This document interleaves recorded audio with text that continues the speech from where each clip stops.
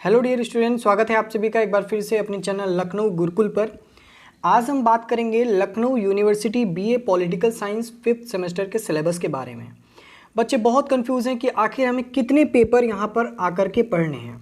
5th semester के students ध्यान देंगे कि आपके पूरे सिलेबस में 4 पेपर मेंशन किए गए हैं, ठीक है, जिसमें से आपका है प्रिंसिपल्स ऑफ पब्लिक एडमिनिस्ट्रेशन, फिर है आपका paper 10 ancient Indian political thought, अगला है कॉन्सेप्ट ऑफ इंटरनेशनल पॉलिटिक्स और फिर है सोशल मूवमेंट्स इन इंडिया। ठीक है, आप कहेंगे पेपर 10, 9, 10 क्यों है, 11 क्यों है? इसका मतलब है कि आप 4 सेमेस्टर तक 8 पेपर पढ़ चुके हैं। ठीक है, अभी आपका 9वां 10वां पेपर है। ये पूरे सेमेस्टर्स के अकॉर्डिंग यहाँ पर सीक्वेंस चला आया है। फिलहाल आप ये दिमाग से हटा दीजिए। अब सबसे बड़ा प्रश्न है कि हमें चारों पेपर पढ़ने हैं? जी नहीं, बिल्कुल नहीं। क्यों और कैसे? देखिए, आपको यहाँ पर 2 पेपर कंपलसरी ही पढ़ने हैं। ठीक है, पहला पेपर है आपका प्रिंसिपल्स ऑफ पब्लिक एडमिनिस्ट्रेशन, इसके बाद आपका है एंसेंट इंडियन पॉलिटिकल थॉट। यानी कि ये पेपर्स आपके लिए कंपलसरी, ये आपको पढ़ने हैं। लेकिन इन दोनों पेपर्स में से आपको कोई एक पेपर पढ़ना है, यानी कि पेपर 11x और 11y। ठीक है, इसी वजह से इसको XY में डिवाइड किया गया है कि इनमें से आपको कोई एक पेपर पढ़ना है। यानी टोटल नंबर ऑफ पेपर्स आपको 3 पढ़ने हैं। ठीक है, जिसमें से पहले 2 आपके कंपलसरी हैं। अब इसमें से ऑप्शनल होगा कि आप कौन सा चूज़ करते हो। हालांकि अगर आप किसी महाविद्यालय से हैं या लखनऊ विश्वविद्यालय से हैं तो आपके टीचर आपको बताएंगे कि आपको कौन सा पेपर यहाँ पर पढ़ना है। ठीक है, जो पेपर रहेगा वो सबके लिए कॉमन रहेगा। ठीक है, इनमें से कोई भी महाविद्यालय आपको चूज़ करके दे सकता है। हालांकि चूज़ आपको करना चाहिए, लेकिन महाविद्यालय फाइनली आपको चूज़ करके देता है कि आपको ये पेपर पढ़ना है। ठीक है, चीज़ समझ में आ गई? ये दोनों पेपर तो आपको पढ़ने हैं, लेकिन इनमें से कोई एक पढ़ना है। ठीक है, चलिए अब हम बात करते हैं कि आखिर इसका सिलेबस क्या है जो हमें पढ़ना है। अब हम बात करेंगे, सर ये बताइए कि हमें कौन सा सिलेबस बताएंगे इन दोनों में से? हम दोनों बताएंगे, जो आपका होगा वो आप देख लीजिएगा। तो 5th सेमेस्टर का यहाँ पर पहला पेपर है आपका प्रिंसिपल्स ऑफ पब्लिक एडमिनिस्ट्रेशन। अब आपके दिमाग में आएगा कि सर आप वहाँ तो बोल रहे थे कि पेपर 9 है, यहाँ तो पेपर फर्स्ट दिया है। भैया वो सिलेबस के अकॉर्डिंग, यानी जब से आप पढ़ते चले आ रहे हैं उसके हिसाब से 9वां पेपर था, लेकिन ये 5th सेमेस्टर का पहला पेपर है। समझ में आ गई बात? तो पहला पेपर है प्रिंसिपल्स ऑफ पब्लिक एडमिनिस्ट्रेशन। यहाँ पर आउटकम्स दिए हुए हैं, इनको देखिएगा। इसके बाद पढ़ना क्या है इसमें? तो यूनिट टोटल 4 हैं। ठीक है, जिसमें आपको यूनिट फर्स्ट में meaning, nature, scope of public administration, ठीक है, इसके बारे में पढ़ना है कि क्या अर्थ है, क्या प्रकृति है, क्या यहाँ पर क्षेत्र है पब्लिक एडमिनिस्ट्रेशन का, उसके बारे में। फिर पब्लिक एंड प्राइवेट एडमिनिस्ट्रेशन के बारे में आपको पढ़ना है। The role of public administration in modern state, इसके बारे में पढ़ना है।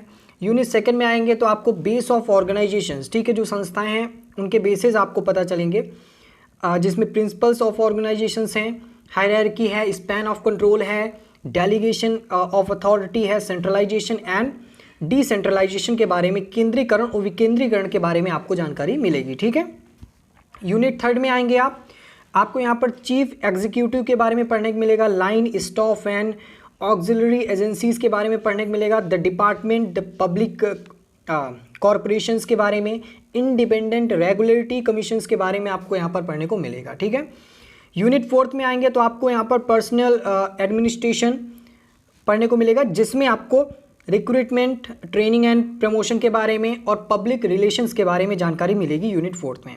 तो ये तो आपको पब्लिक एडमिनिस्ट्रेशन का सिलेबस हुआ, जिसमें आपको ये 4 यूनिट यहाँ पर पढ़नी है। कुछ रेफरेंसेस बुक यहाँ पर दी हुई हैं, वो भी आप देख सकते हैं। फिलहाल अब बढ़ते हैं 5th सेमेस्टर के पेपर 2 की तरफ। 5th सेमेस्टर का जो पेपर 2 है वो है आपका एंसेंट इंडियन पॉलिटिकल थॉट। ठीक है, यानी कि प्राचीन भारतीय राजनीतिक जो विचार हैं उनके बारे में। आउटकम्स आप यहाँ पर देखेंगे। इसकी भी जब यूनिट्स हैं, इनको 4 यूनिट्स में डिवाइड किया गया है, जिसमें से आपको पहली यूनिट में जो पढ़ना है वो है sources of ancient political thought के बारे में, और फिर है main features of ancient Indian political thought. ठीक है, जिसमें आपका मनु के बारे में अध्ययन होगा। आपने सुना होगा ना मनु के बारे में भारतीय प्राचीन इतिहास में, इसी वजह से। ठीक, अगला है यूनिट सेकेंड, जिसमें आपको भीष्म के बारे में, शुक्र के बारे में, कौटिल्य के बारे में पढ़ना है। ठीक, इनके नाम आपने सुने होंगे।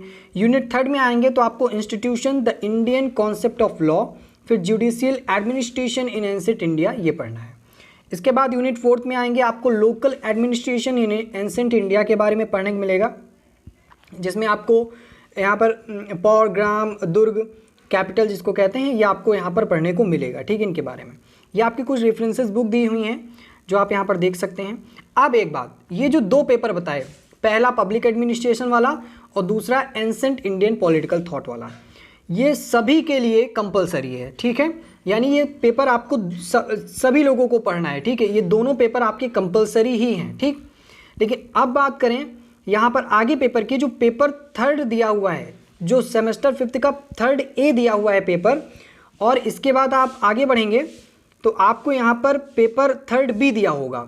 इन दो में से आपको कोई एक चूज़ करके पढ़ना है, या आपको महाविद्यालय या फिर आपका जो यूनिवर्सिटी है वो आपको सेलेक्ट करवाएगा, ठीक है।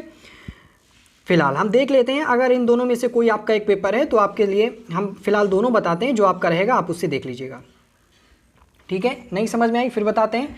ऊपर के जो दोनों पेपर हैं, यानी पेपर फर्स्ट पब्लिक एडमिनिस्ट्रेशन और जो पॉलिटिकल थॉट है इंडियन एंसेंट का, वो कंपलसरी, वो आपको दोनों पढ़ने ही पढ़ने हैं। लेकिन पेपर थर्ड ए और थर्ड बी में आपको दो में से कोई एक ही पढ़ना है, वो चूज़ करेगा आपका कॉलेज हो या फिर यूनिवर्सिटी हो, ठीक है। या आप भी चूज़ कर सकते हैं, जैसा आपके कॉलेज या यूनिवर्सिटी में ऑप्शन दिया जाएगा। चलिए, पेपर का टाइटल है कॉन्सेप्ट्स ऑफ इंटरनेशनल पॉलिटिक्स। जिन्होंने इस पेपर को चूज़ किया है उनके लिए यहाँ पर आउटकम दिए हुए हैं। यूनिट 4 यहाँ पर भी दी हुई हैं, जिसमें आपको यूनिट फर्स्ट में history and evolution of the disciplines of international politics, nature and scope of international politics, theories of international politics, जिसमें आपकी idealistic, realistic, game decisions making and the system theory के बारे में बात होगी। यूनिट सेकंड में आएंगे आप, यहाँ पर आपको स्टेट सिस्टम के बारे में, नेशनल पावर के बारे में, बैलेंस ऑफ पावर के बारे में, बैलेंस ऑफ टेरर के बारे में, कलेक्टिव सिक्योरिटी के बारे में, यहाँ पर डिसआर्मामेंट एंड आर्म्स कंट्रोल के बारे में बताया जाएगा। इसके बाद यूनिट थर्ड में आएंगे, आपको नेशनल इंटरेस्ट के बारे में बताया जाएगा, आइडियोलॉजी के बारे में बताया जाएगा, प्रोपोगंडा के बारे में बताया जाएगा, डिप्लोमेसी के बारे में बताया जाएगा और फॉरेन पॉलिसी के बारे में। यूनिट फोर्थ में आएंगे, आपको यहाँ पर post world war second international politics के बारे में बताया जाएगा। इसके बाद rise and fall of the cold war, फिर डिकोलोनाइजेशन के बारे में आपको बताया जाएगा, emergence of the third war के बारे में बताया जाएगा, origin and evolution of the non align movement के बारे में बताया जाएगा, ठीक है। रेफरेंसेस बुक यहाँ पर टेक्स्ट बुक दी हुई है, इनको देख लीजिएगा। अगर आपने पेपर थर्ड बी को चूज़ किया है, थर्ड बी का मतलब है यहाँ पर, एक सेकेंड, थर्ड बी का मतलब है सोशल मूवमेंट्स इन इंडिया। अगर आपने ये पेपर चूज़ किया है तो आपके लिए सिलेबस है, यहाँ पर भी आपको टोटल 4 यूनिट्स पढ़नी है, जिसमें आपकी पहली यूनिट में डेवलपमेंट प्रोसेस सिंस इंडिपेंडेंस, फिर state and planning, liberalisation and reforms. Unit second में आप आएंगे तो industrial development strategy and its impact on the social structure, mixed economy, privatisation and the impact on organised and unorganised labour. इसके बाद unit third में आएंगे तो आपको agrarian development strategy and its impact on the social structure के बारे में पढ़ने को मिलेगा, लैंड रिफॉर्म्स के बारे में पढ़ने को मिलेगा, ग्रीन रिवॉल्यूशन के बारे में पढ़ने को मिलेगा, जिसे आप लोग हरित क्रांति कहते हैं हिंदी में। इसके बाद आएंगे agrarian crisis since the 1990s and its impact on farmers के बारे में पढ़ने को मिलेगा। यूनिट फोर्थ में आप आएंगे तो social movements, tribal, peasant, Dalit and women's movements के बारे में और सिविल राइट्स मूवमेंट्स के बारे में आपको पढ़ने को मिलेगा। ये आपकी टेक्स्ट बुक दी हुई है। इन दोनों में, यानी जो थर्ड ए है, थर्ड बी है, इनमें से कोई एक पेपर आपको पढ़ना है। ये सारी पेपर्स का जो सिलेबस है आपको यहाँ पर क्लियर हुआ होगा कि फाइनली अगर हम बात करें तो टोटल नंबर ऑफ आपको 3 पेपर पढ़ने हैं, ठीक है। टोटल नंबर ऑफ पेपर आपके 4 होंगे, जिसमें से आपको 3 पढ़ने हैं।